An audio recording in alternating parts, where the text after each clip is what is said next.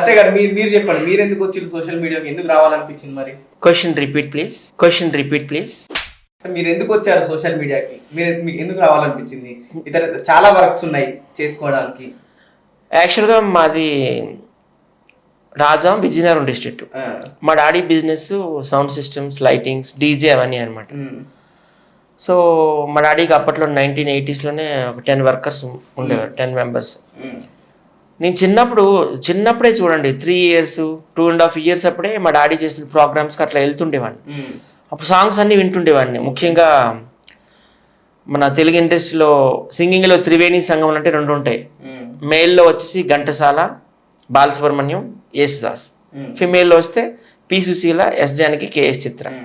ఈ 2 త్రివేణి సంఘం వాళ్ళు పాటలన్నీ వినేవాడిని. వినేసి నేను కూడా ఇండస్ట్రీలోకి వెళ్ళాలని, సెలబ్రిటీ అవ్వాలని అప్పట్లోనే 3 years అప్పుడే కళ్ళలు కన్నాను.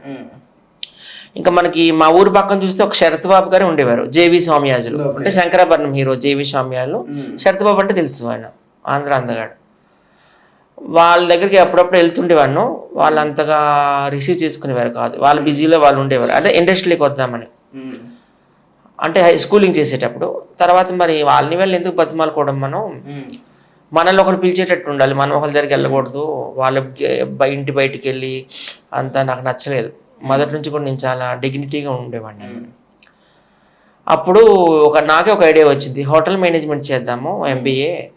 అప్పుడు మన 5 star హోటల్లో మేనేజర్గా జాబ్లు వస్తాయి కదా, అప్పుడు వాళ్ళే మన దగ్గరకు వచ్చి సత్య గారు మాకు ఇది కావాలండి, మాకు అది కావాలండి అని మన దగ్గరకు వస్తారు కదా, మనల్ని అడుగుతారు కదా అన్ని అనేసి ఆ ఐడియా మీద నేను హోటల్ మేనేజ్మెంట్ చేశాను MBA. మీరు inter second year nursing complete అయిపోయింది. అప్పుడు హోటల్ మేనేజ్మెంట్ చేశాను. వైజాగ్లో చాలా 5 star హోటల్లో జాబులు చేశాను. అప్పుడు ఇండస్ట్రీలో వాళ్ళంతా చాలా మంది నాకు పరిచయం అయ్యారు.